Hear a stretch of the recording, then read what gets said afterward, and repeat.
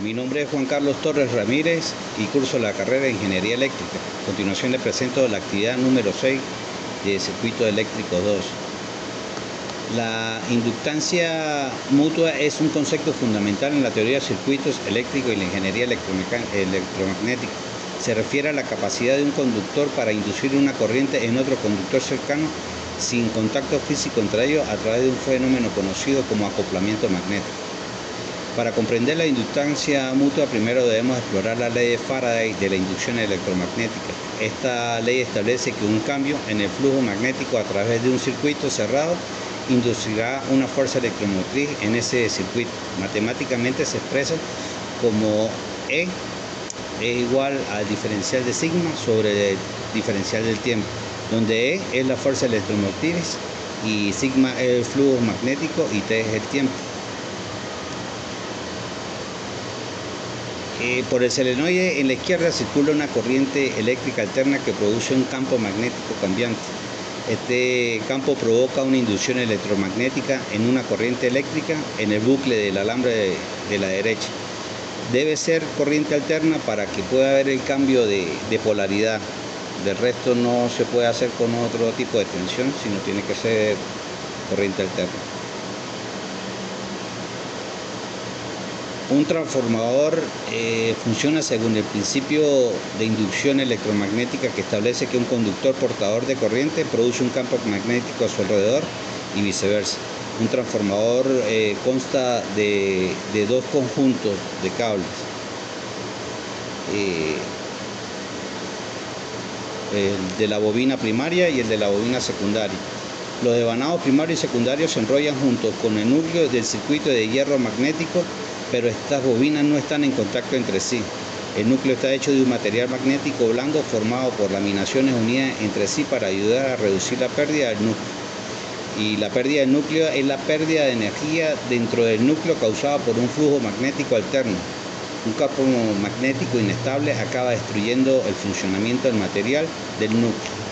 Cuando el devanado primario se conecta a una fuente de alimentación alterna, la corriente fluye a través de la bobina y se induce un flujo magnético y una parte de este campo magnético se enlaza con los devanados del secundario por inducción mutua, produciendo así un flujo de corriente y tensión en el lado secundario, que es la carga.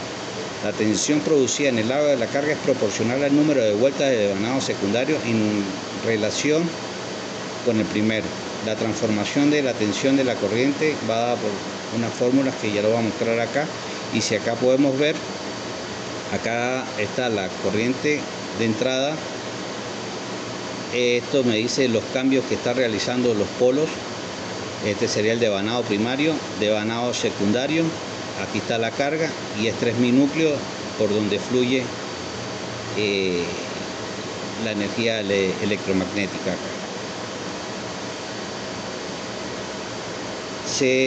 Matemáticamente se da como B1 sobre B2, que va a ser igual a N1 sobre N2, que va a ser igual a I2 sobre I1. B1 es la tensión aplicada al devanado primario, que en este caso es este. B2 es la tensión producida del devanado secundario, que es la carga. Acá tenemos la carga representada por el bombillo. N1 es el número de vueltas de devanado del primario y N2 el número de vueltas del devanado secundario. I1 es la corriente del devanado primario y I2 es la corriente del devanado secundario. Dependiendo del número de vueltas, tanto del primario como el del secundario, varían la salida de tensión. La polaridad indica los polos positivos o negativos de los terminales del transformador en un determinado instante. Para un transformador monofásico, estos se marcan con H1, H2 en el primario y X1, X2 y X3 en el secundario. Si es trifásico, se marca con H1, H2, H3 en el primario y X1, X2, X3 y X0 en el secundario, siendo X0 el neutro. Más que todo se puede ver en los transformadores de distribución de las redes de electricidad de redes públicas. Ahí se ven los devanados cuando son trifásicos. Casi siempre se montan 3 transformadores para poder hacer un transformador trifásico. Existen dos tipos de polaridades que se pueden tener para un transformador: la adictiva y la sustractiva. En la adictiva H1 y X1 marcan de forma diagonal entre el primario y el secundario, como podemos observar acá. Y la polaridad adictiva se da cuando un transformador, el bobinado secundario, el de este lado, está arrollado en el mismo sentido que el bobinado primario. Esto hace que los flujos de los bobinados giren en el mismo sentido y se sumen. Los terminales H1 y X2, en este caso. Al estar diagonal se suma H1 y X2.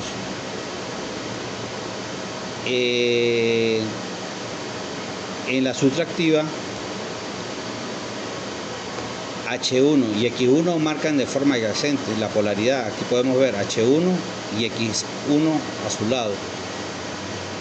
Y la polaridad subtractiva se da cuando un transformador, el bobinado secundario, está arrollado en sentido opuesto al bobinado primario. Esto hace que los flujos de los bobinados giren en sentido opuesto y se resten los terminales H1 y X1, los que están acá en línea.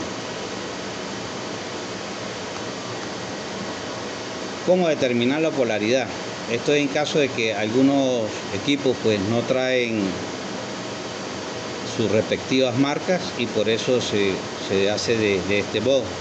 Para determinar la polaridad de los transformadores se conecta una fuente en el primario y luego un cable puente entre los terminales adyacentes del primario y los terminales adyacentes del secundario, que serían terminales acá y los de acá.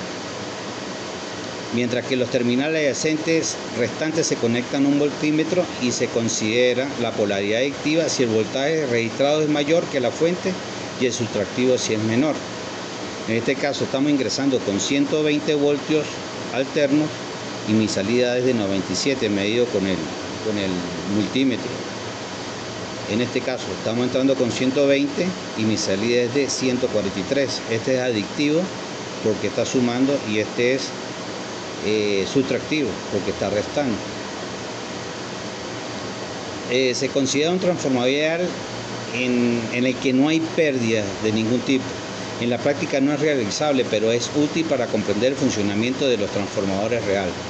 Estas condiciones que deben considerarse para un transformador ideal: los devanados primario y secundario tienen resistencia cero. El flujo producido entre los enlaces del devanado primario y el devanado secundario no tienen ningún flujo de fuga. Y en un transformador de inducción ideal, debido a la inducción electromagnética, las tensiones en los devanados son proporcionales a la variación del flujo magnético que las atraviesa y al número de espiras de devanado. Puesto que el acoplamiento magnético de los devanados se considera perfecto, se deduce que la relación entre las tensiones es proporcional a la relación entre el número de espiras y los devanados. De este modo quedaría matemáticamente expresado así. Las pérdidas en los transformadores no ideales o los transformadores reales, lo que ocurre en los transformadores reales es que existe una pequeña pérdida que se manifiesta en forma de calor, y estas pérdidas causan los materiales que la componen. Un transformador eléctrico pueden ser de diferentes tipos, como son las pérdidas del cobre. Está debida a la resistencia propia del paso de la corriente por el cobre. La pérdida de corriente parásita son producidas por la resistencia que presenta el núcleo ferromagnético al ser atravesado por el flujo magnético.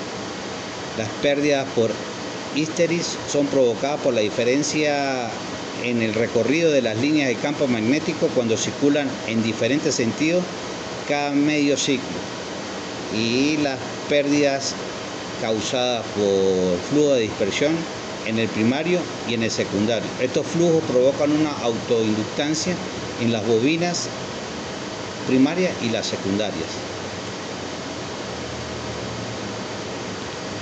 Los transformadores trifásicos, ya sean trifásicos o monofásicos, se clasifican en función de sus devanados y de sus núcleos magnéticos. El núcleo El núcleo, que es un circuito magnético. El transformador son las chapas de acero de muy bajo espesor. Según el núcleo, los transformadores pueden ser de 2 columnas o 3 columnas. Un transformador trifásico está formado por un conjunto de 3 devanados, o sea, 3 bobinas para el primario y 3 bobinas para el secundario. En cada una de las columnas del núcleo tenemos bobinado secundario, normalmente pegado a la chapa de la columna, y encima de este bobinado enrollado sobre él y separado por un aislante. El bobinado primario, pero sobre la misma columna. Todas las bobinas están montadas sobre el mismo núcleo o el banco de chapas magnéticas, pero en 3 columnas diferentes. Acá podemos ver, estas son mis entradas, las H, y estas son las salidas. Aquí podemos ver las 3 columnas que hacen mis 3 núcleos de devanados secundarios y los devanados que están dentro, que son los primarios y están aislados por una capa, puede ser de barniz. También algunos llevan un tipo de aceite para su enfriamiento. En este caso son transformadores de distribución de redes eléctricas en lo que sería mediana tensión. Los circuitos RLC son un sistema eléctrico compuesto por 3 componentes, que son la resistencia, la inductancia y la capacitancia. Estos circuitos son fundamentales en una variedad de aplicaciones, desde la telecomunicación hasta la ingeniería eléctrica. Uno de los fenómenos más interesantes que pueden surgir en estos circuitos es la resonancia. ¿Pero qué es la resonancia? En términos generales, la resonancia es un fenómeno que ocurre cuando un sistema es capaz de oscilar a una frecuencia natural. Esta frecuencia se denomina frecuencia de resonancia. En caso de un circuito RLC, la resonancia ocurre cuando la reactancia inductiva es igual a la inductancia y a la capacitancia, se cancelan entre sí. La resonancia en un circuito eléctrico se produce cuando la frecuencia de la fuente de alimentación coincide con la frecuencia resonante del circuito. En este punto la impedancia del circuito es mínima y la corriente es máxima. La resonancia en un circuito puede ser de 2 tipos. Puede ser resonancia en serie y resonancia en paralelo. Una resonancia en serie ocurre cuando la reactancia y la inductancia y la capacitiva son iguales en magnitud, pero opuestas en fase, cancelándose entre sí. Como resultado, la impedancia del circuito es mínima, o sea, está limitada por la resistencia, y la corriente es máxima. En la resonancia en paralelo, la resonancia ocurre cuando la impedancia del circuito es máxima. Esto sucede porque la reactancia inductiva y la capacitiva se combinan para formar un circuito abierto, bloqueando la corriente. El análisis de la resonancia en un circuito RLC es esencial para el diseño de numerosos dispositivos electrónicos como radio, televisores y sistemas de telecomunicaciones, donde se requiere la sintonización de la frecuencia específica. La resonancia en un circuito RLC puede ser expresada matemáticamente. La frecuencia de resonancia o se puede calcular con la siguiente fórmula. En esta ecuación, la inductancia, L es inductancia, y la inductancia se mide en Henry. C es la capacitancia, que sería acá, y se mide en faradios. Y FR es la frecuencia de la resonancia en Hertz, y esta fórmula nos permite determinar la frecuencia a la cual ocurre la resonancia en un circuito.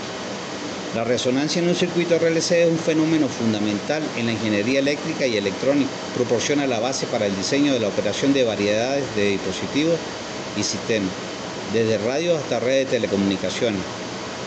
Entender el concepto y ser capaz de calcular la frecuencia de resonancia en un circuito RLC es esencial para los ingenieros y cualquier persona interesada en el campo de la electrónica. El factor Q,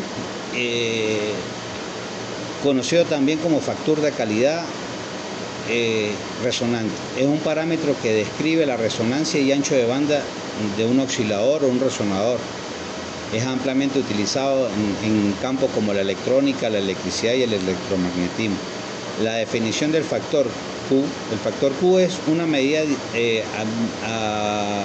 adimensional que describe la selectividad de un resonador y define cómo la relación entre la energía almacenada y la energía disipada por ciclo en un sistema resonante. Matemáticamente, el factor Q se expresa de la siguiente manera,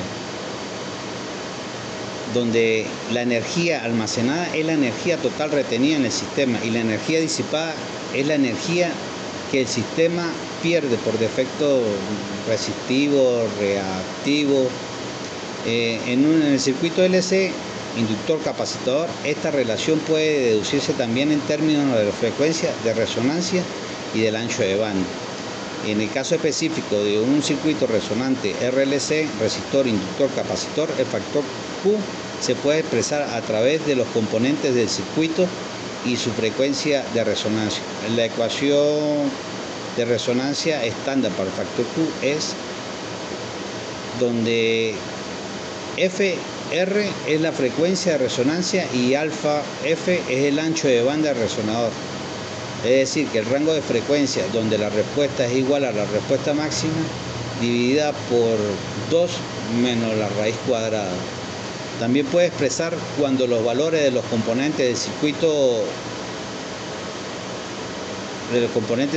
puede ser Q, donde Q es igual a 1 sobre R por la raíz cuadrada de L sobre C, donde R es la resistencia, L es la inductancia y C es la capacitancia.